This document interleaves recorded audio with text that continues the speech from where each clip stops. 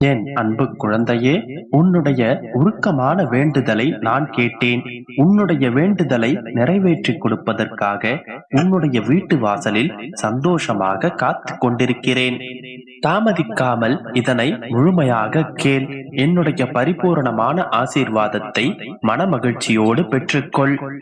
நான் ஒருமுறை என்னுடைய பக்தர்களின் வீட்டில் காலடி எடுத்து வைத்து விட்டால் அந்த வீட்டில் அன்னத்திற்கு குறைவிருக்காது, செல்வத்திற்கு பஞ்சம் இருக்காது, அமைதியும் நிம்மதியும் உன் வாழ்வில் பூத்து குலுங்கும்.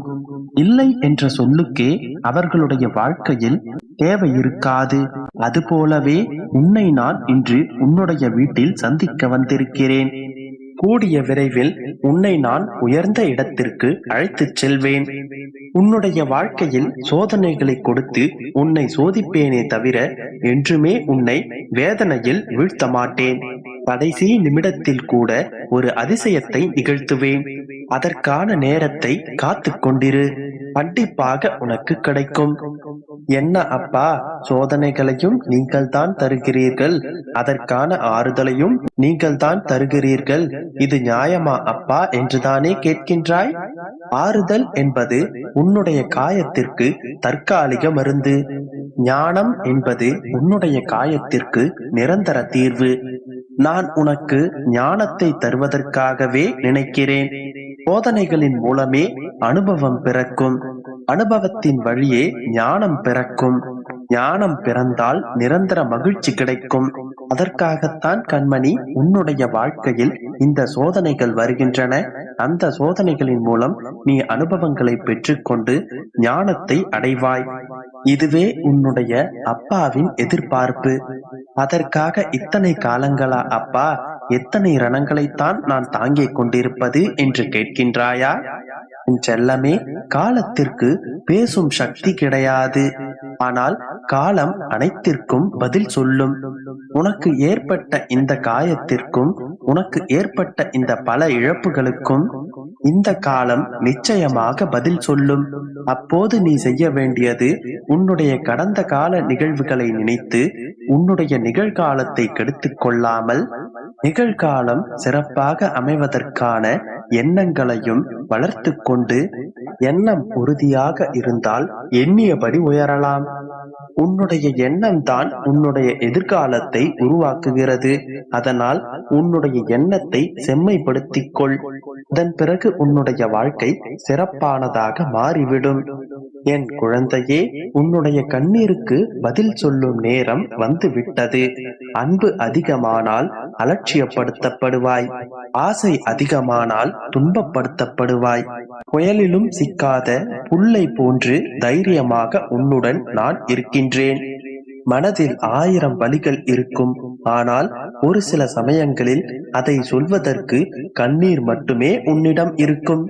ரசிக்க தெரிந்தால் கருப்பு கூட அழகுதான், புரிந்து கொண்டால் வெறுப்பு கூட அன்புதான். என் குழந்தையே, வேகமாக செல்வதை விட விவேகத்துடன் சரியான பாதையில் பொறுமையாக செல்வதே புத்திசாலித்தனம்.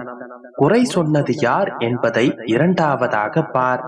அந்த குறை உன்னிடத்தில் இருக்கின்றதா என்பதை முதலில் பார். இனி தேடினாலும் கிடைக்காதது உன்னுடைய கடந்த கால வாழ்க்கை. கடந்து போன வாழ்க்கையை பற்றி ஒருபோதும் நினைக்காதே. அதன் பிறகு உனக்கு கவலையும் கண்ணீரும் மட்டும்தான் வரும். தேடும் போது கிடைக்காததும், தேடாத போது தேவையில்லாத போது கிடைப்பதும் இரண்டுமே தேவையற்றதுதான். எது எப்போது உனக்கு வேண்டுமோ அது அப்போது உன்னை வந்து நிச்சயமாக சேரும். என் குழந்தையே, கைரேகையை போன்றே ஒவ்வொருவரும் தனித்துவமானவர். ஒருவரை போல் மற்றொருவர் இருக்க முடியாது. அன்புக்கு ஆண் பெண் வேறுபாடு கிடையாது. வயது வரம்பும் தேவையில்லை. உண்மையான அன்பு வஞ்சம் இல்லாத மனமும் இயல்பான குணமானதும் நேர்மையான குணமும் மட்டுமே என்றுமே வெல்லும். என் குழந்தையே, பிறர் மீது அன்பு காட்டுவது சில நேரங்களில் நமக்கு பாடமாக வருகின்றது. நாம் காட்டும் அன்பு நம்மை காயப்படுத்துகின்றது. மேலே இருக்கும் கல்லும் இதயத்தில் விழுந்த சொல்லும் என்றுமே அழிவதில்லை. தவறவிட்ட அன்பு எவ்வளவு தேடினாலும் மீண்டும் கிடைக்காது. வாழ்க்கையில் வீணாக நடந்ததையும் கடந்ததையும் மறந்துவிடு என் குழந்தையே. இதன் பிறகு நடப்பதையும் கடப்பதையும் கவனமாக கையாளு. நல்லவனை அவமானப்படுத்த முடியும், கேவலமானவனை அவமானப்படுத்த முடியாது. இதனை நீ புரிந்து கொள் குழந்தையே. இறைவனிடம் நாம் கேட்பது நற்குணத்தை கொண்டு நம்மை நாமே செதுக்கிக் கொள்வதுதான். எனவே எப்போதும் நல்ல எண்ணத்துடனும் யாரையும் வஞ்சிக்காத ஒருவனாக இருந்தாலே நடப்பவை எல்லாம் நல்லதாகவே நடக்கும். உனக்கு துணையாக உன்னுடைய அப்பா நான் இருக்கின்றேன். இதை ஒருபோதும் மறந்து விடாதே. நான் உனக்கு துணையாக இருக்கின்றேன், எதற்கும் பயப்படாதே. என் அன்பு குழந்தையே, நிம்மதியை தேடித்தானே இப்போது நீ அலைந்து கொண்டிருக்கின்றாய். நீ நிம்மதியாக உணவருந்தி பல நாட்கள் ஆகிவிட்டது. நிம்மதியாக உறங்கி பல இரவுகள் ஆயிற்று. எப்போதும் ஏதேனும் ஒரு சிந்தனை, அடுத்தது என்ன நடக்கும் என்கின்ற யோசனை. எந்த செயலை செய்தாலும் எதை பார்க்க நேர்ந்தாலும் உன்னுடைய கண்களும் கைகளும் தான் அந்த சூழ்நிலையில் இருக்கும். உன்னுடைய மனம் வேறு எங்கேயோ இருக்கும். நிம்மதி என்பது வெறும் வார்த்தையாக மட்டும்தான் உன்னுடைய வாழ்க்கையில் இருக்கின்றது. நீ நிம்மதியாக இருக்க வேண்டும் என்பதற்காகத்தான் இத்தனை வேலைகளை நான் உனக்கு செய்து கொண்டிருக்கிறேன். என்னிடம் வேண்டுதலை வைக்கும் போது கூட நிம்மதியை கொடுங்கள் அப்பா என்றுதான் நீ உன்னுடைய வேண்டுதலை வைக்கின்றாய். கலங்காதே என் குழந்தையே.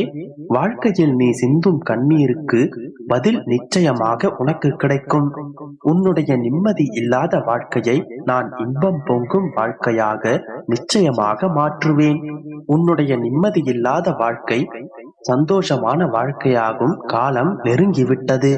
அதற்கு முன்பாக உன்னை நீயே தயார்படுத்திக் கொள். உன்னுடைய மனதை முதலில் தெளிவுபடுத்திக் கொள்.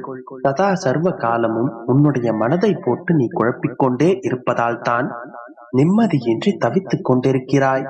வாழ்க்கையில் சரியது தவறியது என்று தெரிந்து வாழ கற்றுக்கொள். இதே நிலையில் நீ இருந்தால் உன்னுடைய சிந்தனை எல்லாம் உன்னை தவறான வழிகளில் நடத்தி செல்ல நிறைய வாய்ப்பு இருக்கின்றது. எல்லா சூழ்நிலைகளிலும் பாதையை பற்றி பயம் கொள்ளாதே. நல்லதை நினைத்துக் கொண்டு நல்லதையே செய். எல்லாம் ஜெயமாகவே முடியும்.